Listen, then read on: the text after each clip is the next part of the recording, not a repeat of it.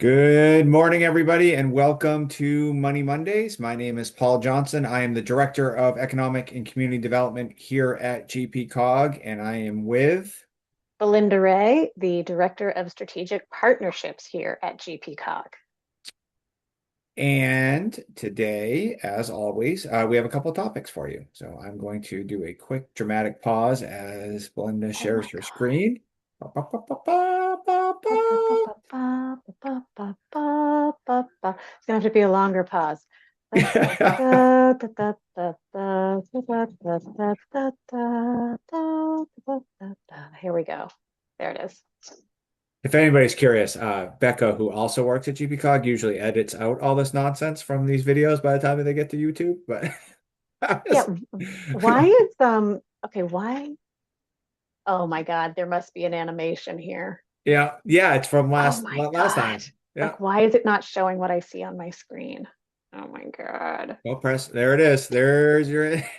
All right, I gotta fix that for next week. Sorry. All right, my topic today is it says measures of growth report, but I will also take a quick moment to introduce the main development fund foundation, excuse me, foundation, Blenda, foundation, MDF. Yeah. Um, Anyways, this is another nonprofit here in Maine, and as you see on the screen here, it is a nonpartisan statewide driver of sustainable economic growth. I bring this up really for two reasons.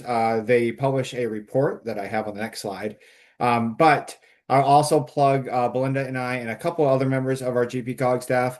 They do professional development experiences, I should say. One of the there's two big ones, so to speak. One's called Leadership Maine, and the other one is called Belinda. Do you know what the other one? Remember what the other one's called? Institute for Civic Leadership, Yeah. ICL. Yep. So if you or somebody on your staff looks for professional development opportunities, I am currently enrolled in the Leadership Maine.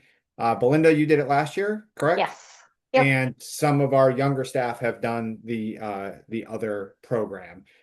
Fair warning, it is very intensive.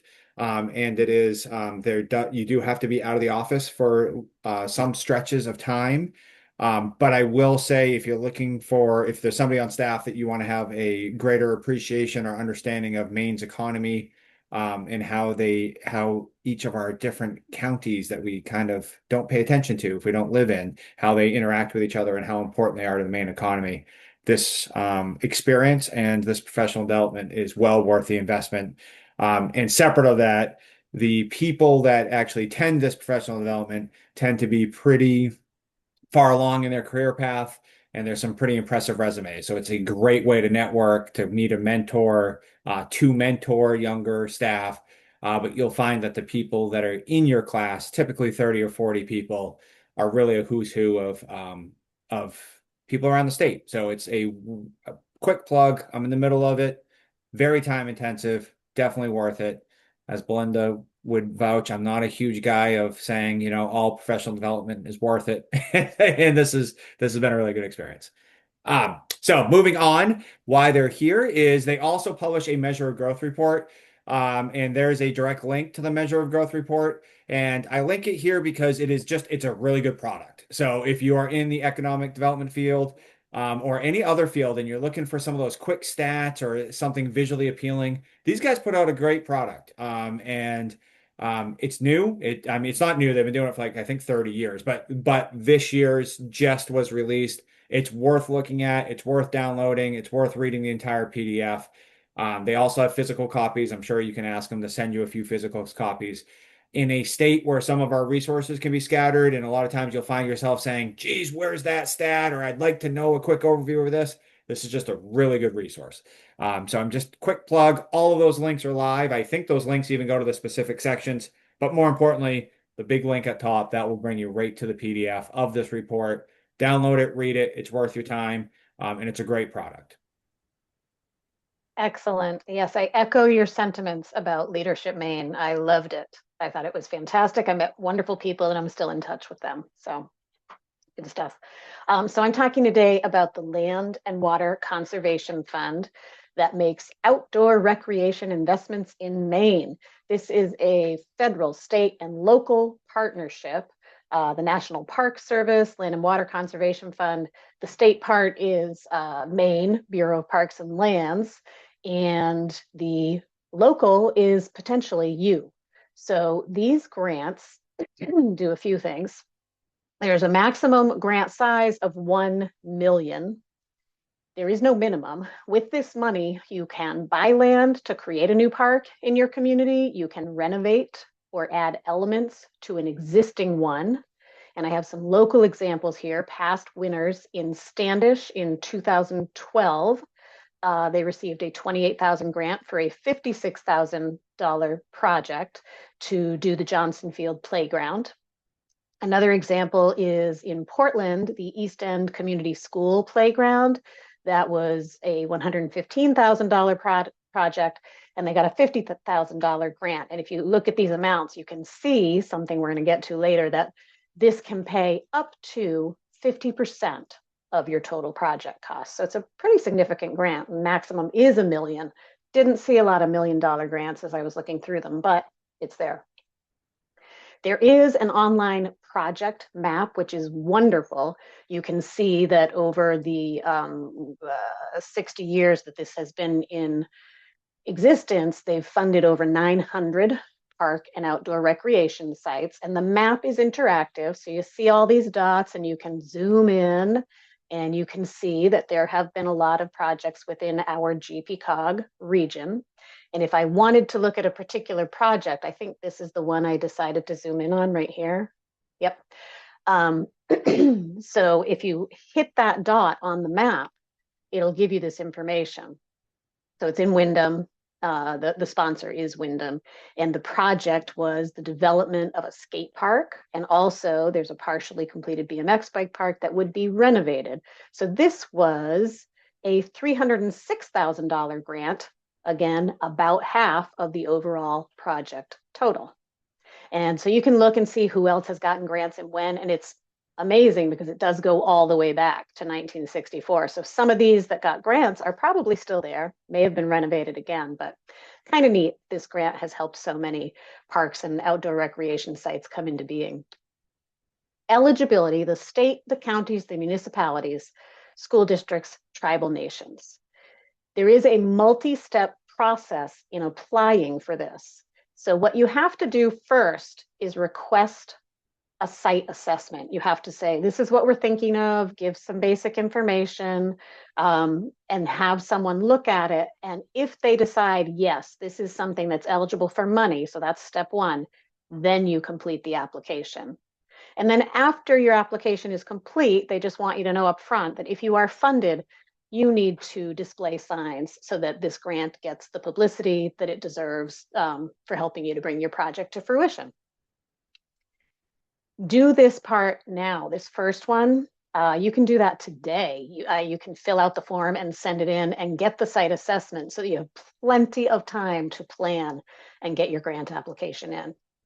This is the application for the acknowledgement signs. You do have to buy them. These are the signs, this square one, rectangle, and then the state of Maine one. And, you know, they're $10 each and you have to have them at significant prominent spots along your project. So key features here, like I said, there's no minimum, but they do want you to kind of be at least at the 20K for a $40,000 project. If it's under that amount, then you need to discuss it with the grant manager before you apply.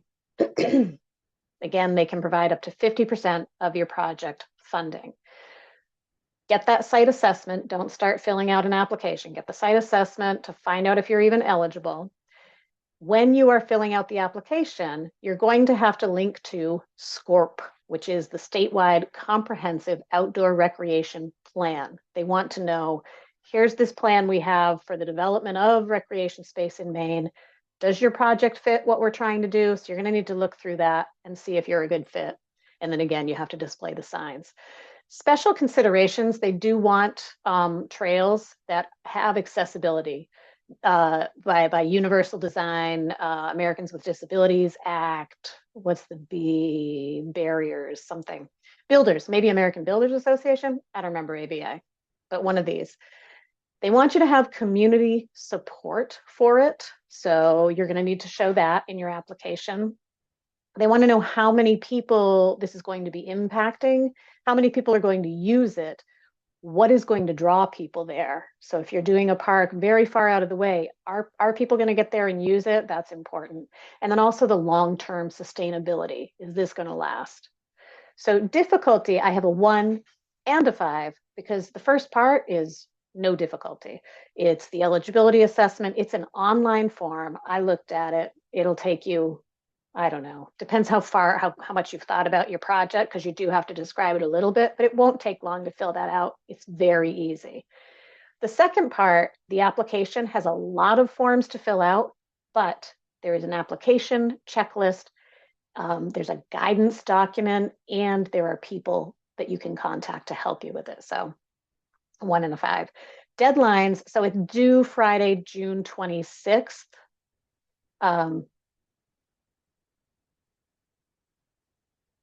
Oh, okay. What Friday? Yeah. I think the first thing that I'm saying here, I'm a little confused about what I did, but the application, if you are selected, is going to be due in June. The inquiry, probably you have to give your site assessment by January 5th, is I'm guessing. I might have messed this up, guys. Sorry. I might have left the one from last week in there, that application. I do know the final application date is Friday, June 26, 2026. Becca, fix this part. I'm going to edit it out. You have to have all your questions in by December 22nd for this one. All right, so if you want to find out more, this is the State Comprehensive Outdoor Recreation Plan document that you'll need to link to. You can get your eligibility assessment, check out the map to find funded projects, read through the 2025 application. 2026 isn't out yet, but the 2025 will give you a really good idea of what you're looking for. Talk to one of these people if you need some assistance. I will clean up my slides and make sure I have the correct date before we send this out.